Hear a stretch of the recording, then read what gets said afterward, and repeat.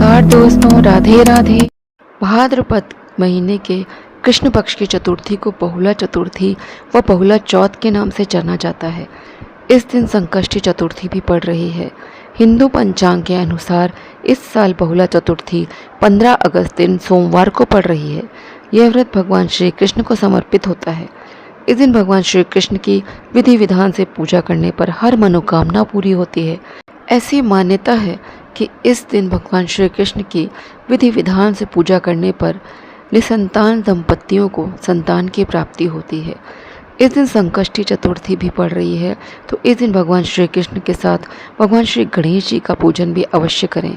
तो चलिए जानते हैं कि बहुला चतुर्थी व्रत का शुभ मुहूर्त क्या है व इस दिन कैसे इनकी पूजा करें और बहुला चतुर्थी की कथा। हिंदू पंचांग के अनुसार भाद्रपद माह के कृष्ण पक्ष की चतुर्थी तिथि का प्रारंभ 14 अगस्त दिन रविवार को रात 10:35 पर हो रहा है, जो अगले दिन 15 अगस्त सोमवार को रात 9:01 तक होगा।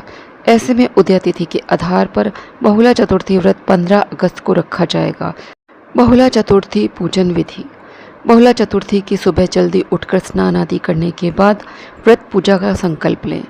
इसके बाद आपको एक चौकी पर पीला वस्त्र बिछाना है। उस पर आपको भगवान श्री कृष्ण की मूर्ति को विराजित करना है। आपको वहाँ पर गणेश जी को भी स्थापित करना है। आपको कोई गौ माता का चित्र अथवा उसकी मूर्ति, बछड़े के साथ होनी चाहिए मूर्ति, ऐसा वहाँ पर स्थापित कर लीजिए। अथवा आप श्री कृष्ण की एक ऐसी फ़ोटो का चुनाव कर लें या ऐसी मूर्ति का चुनाव कर लें जिसमें श्री कृष्ण गाय के साथ हों। आप ऐसी मूर्ति को भी रखकर पूजा कर सकते हैं। आज के दिन गौशाला आदि को भी साफ कर दिया जाता है और गायों को हरा चारा या उनकी मनपसंद की जो भी चीज़ें होती हैं वो सारी खिलाई जाती हैं। हमें गौशाला में जाकर गाय को वस्त्र आदि का दान देना चाहिए। इस दिन एक ही तिथि पर 2 देवताओं के लिए व्रत व पूजा करने का विधान है। आपको श्री गणेश जी से पूजा प्रारंभ करनी चाहिए। उनको जल, दूर्वा, अक्षत, मौली, जनेऊ। गणेश जी को मोदक पसंद है, इसलिए उनको मोदक अवश्य चढ़ाएं। अब आप भगवान श्री कृष्ण के साथ गौ माता का भी पूजन करेंगे, उनके बछड़े का भी पूजन करेंगे, उनको तिलक लगाएंगे, रोली है, मौली चढ़ाएंगे, वस्त्र है तो वस्त्र आप चढ़ा सकते हैं। और आप घर में उस दिन बहुत सारे पकवान बनाइए, वो भी आप गौ माता को गौशाला में जाकर खिला सकते हैं। पुष्प, धूप, दीप, चंदन, इत्र आदि से पूजन करें। अंत में बहुला चतुर्थी की आपको कथा सुननी चाहिए, फिर आरती करें, अपनी गलतियों के लिए क्षमा याचना करें। इस तरह पूजा आप संपन्न करें। श्री कृष्ण और गाय की पूजा करने से संतान सुख मिलता है और उनकी सेहत भी ठीक रहती है। संभव हो तो इस दिन गो उत्पाद जैसे दूध आदि का उपयोग न करें। कहते हैं जो यह व्रत रखता है उसे संकट से मुक्ति मिलती है। इस व्रत से धन ऐश्वर्य मिलता है, संतान सुख की प्राप्ति होती है। पूजा अर्चना करने के बाद यदि आपने मिट्टी से गाय और बछड़े की जोड़ी बनाई है तो उसे किसी नदी या तालाब में सिरा दिया जाता है। इस दिन दूध और उससे बनी चीज़ें जैसे चाय, कॉफ़ी, दही, मिठाइयाँ आदि खाना बिल्कुल मना होता है। इस दिन पूरा दिन व्रत रखा जाता है और शाम के बाद इस व्रत को खोला जाता है। वैसे तो चौथ व्रत हर महीने में आते हैं, किंतु एक वर्ष में 4 चौथ खास हैं, जिनमें से बहुला चौथ अपने आप में बहुत ही अधिक महत्व रखती है। बहुला चौथ का त्यौहार भगवान कृष्ण के अनुयायी मुख्य रूप से मनाते हैं। इस दिन गाय, बछड़े की पूजा की जाती है। श्री कृष्ण के जीवन में गायों का बहुत अधिक महत्व था। वे खुद एक गाय चराने वाले थे जो गौ को माता की तरह पूजते थे।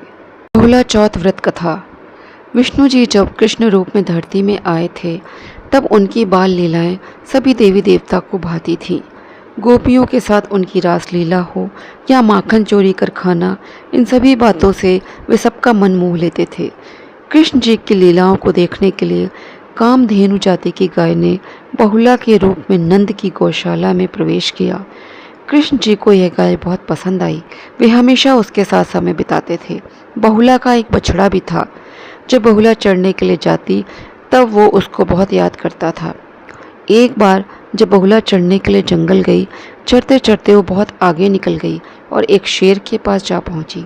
शेर उसे देख खुश हो गया और अपना शिकार बनाने की सोचने लगा। बहुला डर गई और उसे अपने बछड़े का ही ख्याल आ रहा था। जैसे ही शेर उसकी ओर आगे बढ़ा, बहुला ने उससे कहा कि वो उसे अभी न खाए, घर में उसका बछड़ा भूखा है, उसे दूध पिलाकर वो वापस आ जाएगी, तब वो उसे अपना शिकार बना ले। शेर ये सुन हंसने लगा और कहने लगा, मैं कैसे तुम्हारी इस बात पर विश्वास कर लूं। तब बहुला ने उसे विश्वास दिलाया और कसम खाई कि वो ज़रूर आएगी। बहुला वापस गौशाला जाकर बछड़े को दूध पिलाती है और बहुत प्यार कर उसे वहाँ छोड़ वापस जंगल में शेर के पास आ जाती है। शेर उसे देख हैरान हो जाता है। दरअसल ये शेर के रूप में कृष्ण होते हैं जो बहुला की परीक्षा लेने आते हैं। कृष्ण अपने वास्तविक रूप में आ जाते हैं और बहुला को कहते हैं कि मैं तुमसे बहुत प्रसन्न हुआ, तुम परीक्षा में सफल रही। समस्त मानव जाति द्वारा सावन महीने के कृष्ण पक्ष की चतुर्थी के दिन तुम्हारी पूजा अर्चना की जाएगी और समस्त जाति तुम्हें गौ माता कहकर संबोधित करेगी। कृष्ण जी ने कहा कि जो भी ये व्रत रखेगा उसे सुख, समृद्धि, धन, ऐश्वर्य व संतान की प्राप्ति होगी। बहुला चौथ व्रत करने वाले व्यक्ति की सभी मनोकामनाएं पूर्ण होती हैं। इस व्रत को करने से शारीरिक तथा मानसिक कष्टों से मुक्ति मिलती है। यह व्रत निसंतान को संतान का सुख देता है।